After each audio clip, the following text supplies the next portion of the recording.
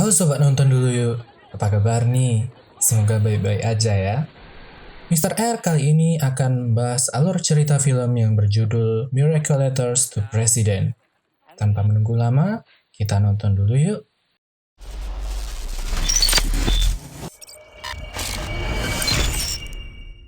Film dimulai di suatu sekolah.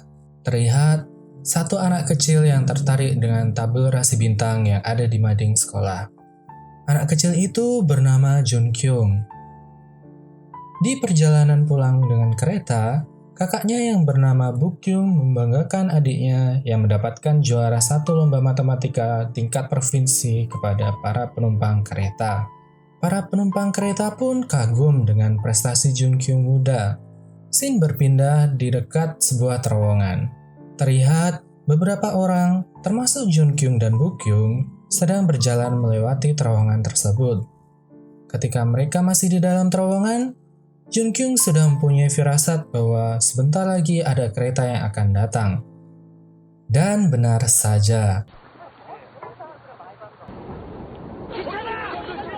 Setelah mereka keluar dari terowongan tersebut dan sedang berjalan di atas jembatan kereta, suara kereta pun terdengar oleh semua orang.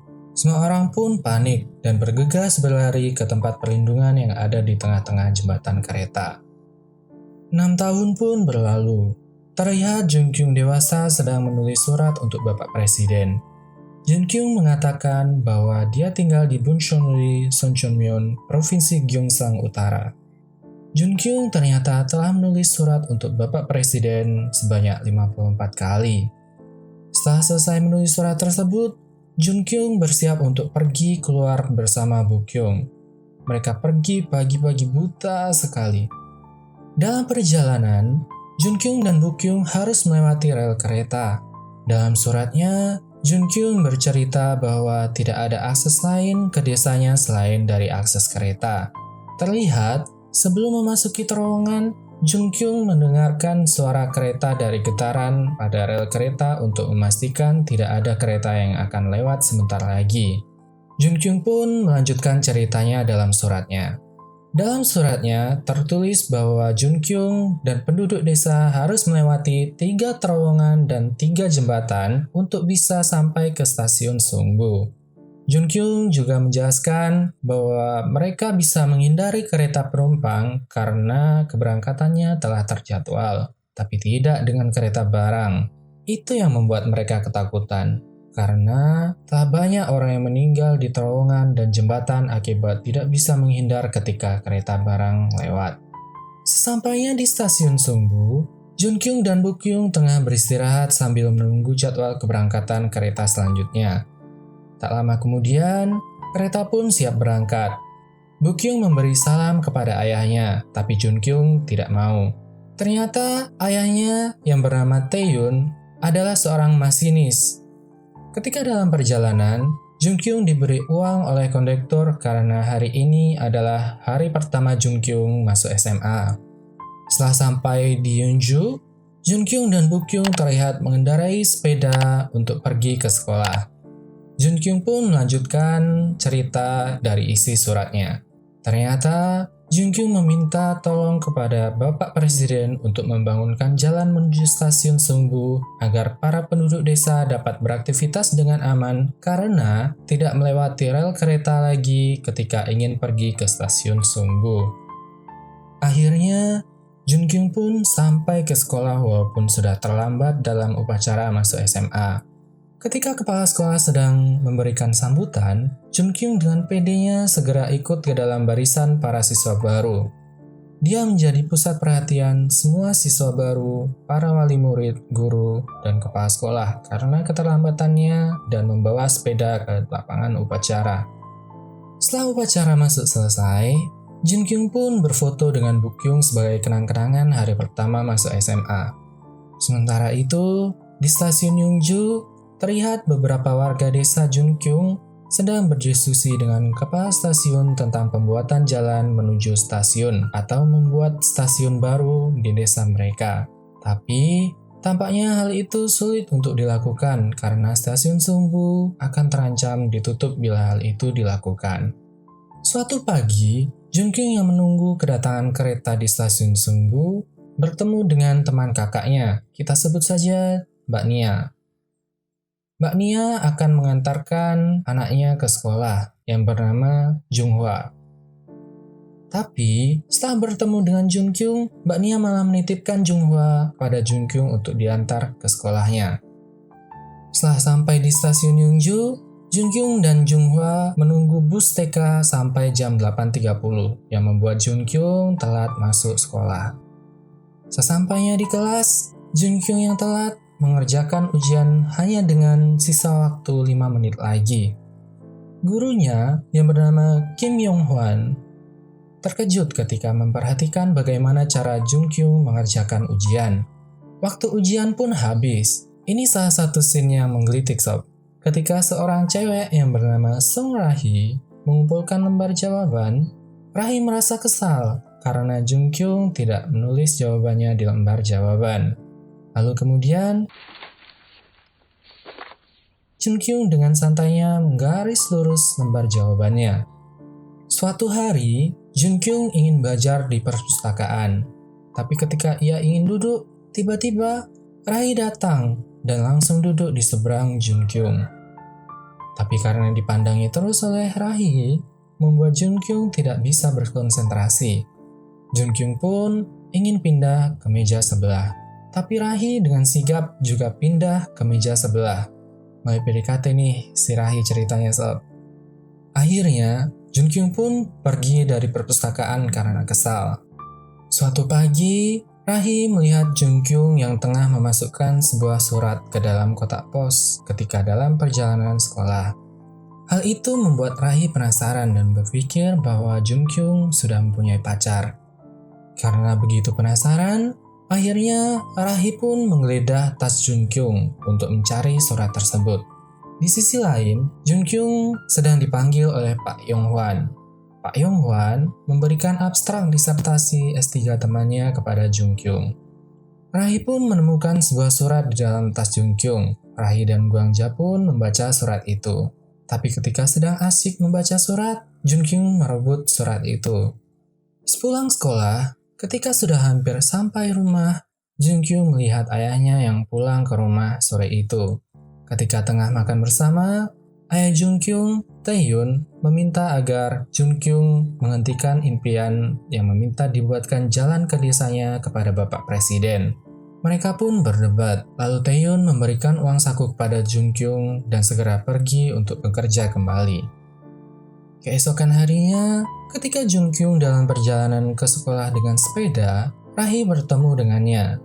Rahi meminta maaf karena telah membaca suratnya dan menawarkan bantuan kepada Junkyung untuk menulis surat dengan bahasa yang formal karena surat yang ditulis Junkyung masih ada kata-kata yang salah. Junkyung pun menerima tawaran Rahi dan mulai belajar menulis dengan benar bersama Rahi. Ketika malam pun Junkyung tetap berlatih menulis kata yang benar. Hingga akhirnya Junkyung pun selesai menulis surat dengan benar dan dimasukkan ke dalam kotak pos. Rahi pun juga menulis hal yang sama kepada Bapak Presiden untuk membantu Junkyung. Setelah itu, Rahi pun mengajak Junkyung untuk makan-makan, tapi Junkyung menolak karena Junkyung khawatir dengan penduduk desanya bila melewati terowongan tanpa Junkyung. Rahi pun memberikan ide kepada Junkyung untuk membuat sinyal ketika kereta akan datang. Karena Rahi tahu Junkyung adalah seorang yang jenius. Di rumah, terlihat Junkyung sedang membuat alat yang diusulkan oleh Rahi. Dan setelah jadi, Junkyung pun menjelaskan kepada para penduduk desa bagaimana fungsi dari alat yang telah Junkyung buat. Ini juga salah satu scene yang lucu sob. Ketika Junkyung menjelaskan ketika jarum dari alat tersebut menunjukkan ke arah bawah, para penduduk tidak maksud dengan gambar tersebut. Dan akhirnya mereka pun berpose seperti apa yang ada di gambar alat tersebut. Lalu, setelah dijelaskan fungsinya oleh Junkyung, akhirnya para penduduk desa pun mengerti dan segera melanjutkan perjalanan. Scene berpindah di rumah. Junkyung mempelajari disertasi milik teman Pak Yong-hwan dan membuat Pak Yong-hwan bangga atas keberhasilan Junkyung menyelesaikan rumus di disertasi tersebut. Lalu, Pak Yong-hwan malah memberi Junkyung lebih banyak disertasi untuk dipelajari oleh Junkyung. Di toko buku, sembari belajar, Junkyung dan Rahi sedang membicarakan tentang cita-cita mereka. Rahi pun mengajak Junkyung untuk pindah ke Seoul agar Junkyung lebih mudah untuk menggapai cita-citanya. Rahi pun memberikan beberapa referensi buku untuk dibawa pulang dan dibaca oleh Junkyung. Malam harinya, ketika Junkyung sedang membaca buku referensi dari Rahi, ia ketahuan oleh kakaknya, Bukyung. Bukyung pun kaget dan berpikir bahwa Junkyung telah mempunyai pacar. Dan akhirnya, Bukyung pun membantu Junkyung untuk memilih baju agar terlihat keren di depan Rahi. Hari kencan pun tiba. Junkyung dan Rahi menikmati kencan mereka, dari mulai makan bersama, bermain game bersama, sampai belajar di toko buku tempat biasa mereka belajar. Scene berpindah di perpustakaan sekolah. Rahi mengeluh karena sudah banyak surat yang mereka kirim tapi tidak kunjung mendapatkan balasan. Rahi pun mendapatkan ide agar mereka tampil di TV agar lebih mudah menyampaikan maksud dan tujuan Junkyung kepada Bapak Presiden. Junkyung pun berlatih menjawab pertanyaan ala cerdas cermat dan dibantu oleh Rahi. Tapi Junkyung tidak dapat menjawab semua soal yang diberikan. Tapi ketika Rahi bertanya tentang pelajaran matematika, dengan cepat Junkyung bisa menjawabnya. Dari situ, Rahi pun mengusulkan Junkyung untuk mengikuti lomba matematika tingkat nasional karena bila memenangkan lomba itu akan mendapatkan penghargaan dari presiden. Junkyung pun mengikuti lomba tersebut, tapi dia terburu-buru mengerjakannya karena tidak tahan ingin BAB. Tapi akhirnya, Junkyung pun memenangkan lomba tersebut. Namun sayangnya, bukan Bapak Presiden yang akan hadir untuk memberikan hadiah, tapi pengawas dinas pendidikan yang akan memberikan hadiah. Junkyung pun kecewa. Sepulang sekolah, Rahi mengajak Junkyung untuk pergi ke Istana Negara untuk bertemu langsung dengan Bapak Presiden. Junkyung setuju, dan mereka pun pergi menggunakan bus. Tapi, di tengah jalan, Junkyung mabuk berat yang membuat mereka membatalkan untuk pergi ke Istana Negara. Setelah selesai belajar, Junkyung dipanggil ke kantor oleh kepala sekolah. Ternyata, Rahi ada di kantor kepala sekolah bersama ayahnya. Lalu, kepala sekolah meluruskan tujuannya kenapa memanggil Junkyung ke kantor adalah untuk memberitahu bahwa ayah Rahi akan memindahkan Rahi ke Seoul dan mengajak Junkyung juga untuk pindah ke Seoul agar mendapatkan pendidikan yang lebih baik. Malam harinya, Bukyung yang mendengar hal itu menyuruh Junkyung untuk menerima tawaran ayah Rahi. Tapi, Junkyung menolak karena dia harus membangun jalan ke stasiun dan lebih suka tinggal di rumah bersama Bukyung.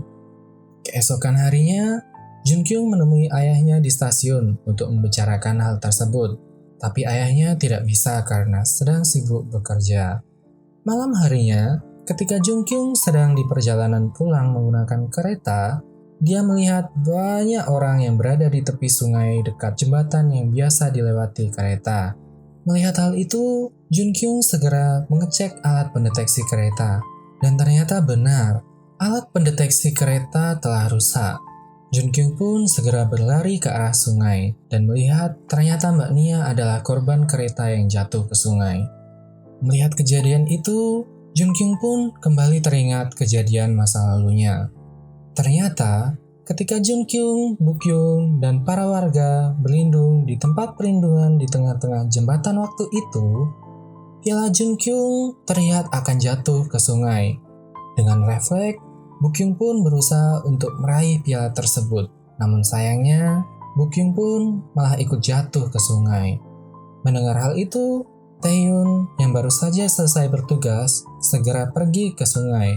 Tim Basarnas mencari Bukyung hingga malam hari, tapi tak kunjung ditemukan. Hanya piala Junkyung yang ditemukan. Taehyun yang hampir putus asa berniat bunuh diri dengan masuk ke dalam sungai. Tapi tiba-tiba, ia mendengar suara Junkyung dan membatalkan niatnya untuk bunuh diri. Junkyung yang melihat pialanya merasa kesal dan membuangnya karena akibat piala itu Bukyung jatuh ke sungai. Taehyun yang sudah putus asa juga berniat mengundurkan diri sebagai masinis dan berniat pergi dari desa. Malam harinya, ketika Junkyung pulang dari luar, ia dikagetkan dengan pialanya yang ada di dalam kamar lagi. Lalu tiba-tiba, Junkyung kaget melihat Bukyung. Ia sedih sekaligus senang karena bisa melihat Bukyung lagi. Junkyung memohon kepada Bukyung agar tetap tinggal bersamanya selama Junkyung tetap tinggal di desa. Jadi, Bukyung yang selama ini kita lihat itu adalah hantu sob. Ternyata Bukyung sudah meninggal sejak lama.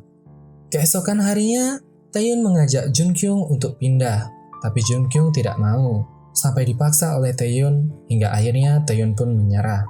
Jadi, alasan sama ini kenapa Junkyung berat untuk pindah dari desa adalah ia tidak mau kehilangan Bukyung sob. Di sisi lain, Rahi menunggu Junkyung di sekolah untuk mengajak Junkyung pindah ke Seoul. Rahi menunggu lama sekali hingga hujan turun, tapi Junkyung tak kunjung datang. Hingga akhirnya Rahi pun pergi. Ternyata Junkyung memperhatikan Rahi dari jauh. Sepulangnya dari sekolah, Junkyung bertemu dengan Junghwa, anaknya Mbak Nia. Junghwa sedang bermain di tengah hujan. Melihat Junghwa membuat Junkyung sedih karena mengingat kejadian yang menimpa Mbak Nia. Beberapa musim pun berlalu. Suatu hari, Junkyung menerima telepon dari seseorang. Malam harinya, Junkyung, Taeyun, dan beberapa penduduk desa membicarakan tentang pembangunan stasiun di desa mereka. Ternyata, telepon tadi dari pihak pemerintah yang mengatakan bahwa Bapak Presiden telah menyetujui untuk dibuatnya stasiun dan jalan di desa mereka. Tapi masalahnya, itu membutuhkan waktu dan dana yang tidak sedikit. Junkyung pun lalu mengusulkan kepada penduduk desa untuk membangunnya sendiri. Keesokan harinya, Junkyung pun memulai membersihkan tempat pembangunan calon stasiun dan ditemani oleh Junghwa. Ketika pulang ke rumah, Bukyung mengatakan bahwa Junkyung mendapatkan kiriman. Ternyata, itu adalah rekaman suara dari Rahi. Rahi menyampaikan apa yang dia rasakan, bahwa ia sangat merindukan Junkyung. Mendengar hal itu, Bukyung tersenyum dan meledek Junkyung. Hari berikutnya, Junkyung melanjutkan membersihkan tempat pembangunan calon stasiun lagi. Dan ternyata, seorang warga pun datang membantunya. Keesokan harinya, semakin banyak warga yang ikut membantu Junkyung membangun stasiun. Hingga akhirnya, pembangunan stasiun pun selesai dan dinamai dengan stasiun Yangwon. Scene berpindah di sekolah. Junkyung mendapatkan tawaran dari pihak Humas Perkeretaapian Nasional agar cerita Junkyung yang berhasil membangun stasiun bersama warga desa diangkat dalam majalah bulanan Departemen Perkeretaapian Nasional. Sepulang sekolah, Junkyung melihat Rahi yang sudah berada di depan rumahnya. Bukyung pun bertanya kepada Junkyung, apakah itu adalah perempuan yang selama ini mereka bicarakan. Bukyung pun senang melihat Rahi. Dan ternyata, tujuan Rahi datang hari itu adalah untuk merayakan hari ulang tahun Junkyung. Setelah itu, Junkyung pun mengantar Rahi ke stasiun. Sepulangnya dari mengantar Rahi, Junkyung membuka lagi selebaran yang diberikan oleh Pak Yonghwan mengenai tes beasiswa pemerintah. Hari peresmian stasiun Yangwon pun tiba. Junkyung, Bukyung, dan para penduduk desa pun menanti kereta berhenti di stasiun Yangwon untuk pertama kalinya. Tapi ternyata kereta yang saat itu dikendarai oleh Taeyun tidak berhenti. Para penduduk desa pun kebingungan. Setelah sampai di stasiun, Taeyun berbicara dengan temannya mengenai kenapa dia tidak berhenti di stasiun Yangwon saat itu. Lalu temannya memperlihatkan wajah Junkyung yang ada di majalah bulanan kepada Taeyun. Taeyun segera menelpon pihak Humas Perkeretaapian Nasional. Taeyun marah-marah dan meminta semua majalah yang terbit untuk ditarik kembali. Taeyun menjelaskan bahwa penyebab kematian istri dan anaknya bukan salah Junkyung. Taeyun tidak mau masa depan Junkyung hancur karena melihat majalah itu. Tapi pihak humas menjelaskan bahwa isi di dalam majalah itu sesuai dengan apa yang dikatakan oleh Junkyung. Pihak humas juga mengatakan bahwa Taeyun sepertinya tidak tahu alasan kenapa Junkyung ingin sekali membuat stasiun sejak kecil. Scene berpindah di stasiun Yangwon. Terlihat Jun Kyung sedang duduk di depan stasiun dengan memegang kartu ujiannya. Ketika ingin membuang kartu ujiannya, Bu Kyung pun datang dan bertanya apakah Jun Kyung ingin melarikan diri lagi. Jun Kyung pun menjelaskan alasan kenapa ia sangat ingin membuat stasiun sedari kecil. Mereka pun berdebat hingga akhirnya Jun Kyung membuang kartu ujiannya dan pulang ke rumah. Tak lama dari itu, Taehyun datang ke stasiun Yangwon. Setelah melihat foto yang ada di dalam stasiun dan tulisan Bu Kyung di depan stasiun, Taehyun pun semakin sedih. Setelah itu, Taehyun kembali ke stasiun. Namun sesampainya di stasiun, kepala stasiun mencarinya dan berkata bahwa guru Jun Kyung, Pak Yong Hwan, ingin bertemu dengannya. Pak Yong Hwan meminta izin kepada Taehyun karena Jun Kyung harus mengikuti ujian untuk mendapatkan beasiswa pemerintah. Pak Yong Hwan juga menjelaskan bahwa Jun Kyung harus sampai di Seoul jam 9 esok hari. Ketika sedang bertugas, Taehyun mengingat kembali perkataan Pak Yong Hwan dan akhirnya ia mengubah pemberhentian selanjutnya yang sebelumnya di stasiun Seunggu menjadi stasiun Yangwon. Taehyun sempat dihentikan oleh kondektur karena hal itu melanggar aturan, tapi Taehyun tidak peduli. Sesampainya di stasiun Yangwon, Taehyun segera berlari menuju rumahnya dan meminta Jun Kyung untuk segera bersiap untuk pergi. Tapi sayangnya, kartu ujian Jun Kyung sudah dibuangnya. Dan tiba-tiba, Bu Kyung berkata, "Ada di sini." Ternyata, Bu Kyung mengambil kartu ujian yang telah dibuang oleh Jun Kyung. Jun Kyung dan Taehyun pun berlari menuju stasiun. Sesampainya di Yeongju, Pak Yong Hwan telah menunggunya di mobil. Jun Kyung segera berlari dan masuk ke dalam mobil. Tapi tiba-tiba, Taehyun meminta kepada Pak Yong Hwan agar dirinya yang akan mengantarkan Jun Kyung ke Seoul. Sesampainya di kota, sempat ada adegan tersesat yang membuat mereka telat sampai ke gedung ujian. Tapi Taehyun bergegas memaksa untuk membuka gerbang meskipun sempat dihalangi oleh satpam. Jun Kyung lalu segera masuk ke dalam gedung ujian dan mengerjakan ujiannya. Beberapa waktu pun berlalu. Suatu hari, Bapak Pos pun datang mengantarkan surat untuk Jun Kyung. Sepulang sekolah, Jun Kyung yang masuk ke dalam kamar kaget melihat sudah ada surat di atas meja Jun Kyung. Ternyata Jun Kyung lulus ujian tersebut. Dan karena terlalu senang, Taehyun sampai lari keluar rumah dan berteriak bahwa anaknya lulus ujian dan akan pergi ke Amerika. Malam harinya, setelah makan malam, Taehyun pun akhirnya jujur kepada Jun Kyung tentang apa alasan dibalik Taehyun yang tidak pernah hadir di hari pertama masuk sekolah Bu Kyung dan Jun Kyung. Taehyun juga mengatakan alasan kenapa istrinya bisa meninggal dunia saat itu adalah karena ia telat pulang ke rumah karena harus bekerja. Taehyun juga mengatakan bahwa masinis yang bertugas saat Bu Kyung jatuh ke sungai waktu itu adalah dirinya. Taehyun juga mengatakan bahwa dia harus menahan kasih sayangnya kepada Jun Kyung karena takut kehilangan orang yang disayanginya lagi. Karena Taehyun sudah kehilangan dua orang yang sangat disayanginya, yaitu istrinya dan Bu Kyung. Taehyun meminta agar Jun Kyung jangan menyalahkan dirinya lagi atas kematian ibu dan kakaknya. Jun Kyung juga mengatakan kepada ayahnya agar tidak membenci dirinya atas apa yang telah terjadi. Akhirnya, kesalahpahaman yang terjadi selama belasan tahun antara dua lelaki ini pun selesai malam itu juga. Sebelum Jun Kyung berangkat ke Amerika, Jun Kyung menyempatkan berfoto dengan ayahnya dan penduduk desa di depan stasiun Yangwon. Jun Kyung juga berterima kasih kepada Bu Kyung karena selama ini sudah banyak membantunya. Jun Kyung pun akhirnya berpamitan dengan Bu Kyung, dan kemudian Bu Kyung pun menghilang. Sampainya di bandara, Jun Kyung berusaha menelpon Rahi, tapi tidak dijawab. Karena pesawat akan berangkat, Jun Kyung pun masuk ke dalam ruangan. Tapi tiba-tiba, Jun Kyung mendengar suara Rahi. Jun Kyung segera keluar dari ruangan untuk menemui Rahi. Rahi banyak berpesan kepada Jun Kyung, Tapi ketika Rahi belum selesai berbicara, tiba-tiba Jun Kyung menciumnya. Dan film pun berakhir. Kesan gue terhadap film ini lumayan bagus sob. Pengembangan tiap karakternya pun cukup baik. Film ini juga dikemas dalam drama yang ringan, jadi mudah untuk para penonton memahami film ini. Salah satu pesan moral yang kita bisa ambil dari film ini adalah jangan pernah berhenti berusaha. Karena dari usaha yang kita lakukan, itu akan menggerakkan roda takdir kita yang pada akhirnya akan kembali kepada kita dalam bentuk hasil di masa depan.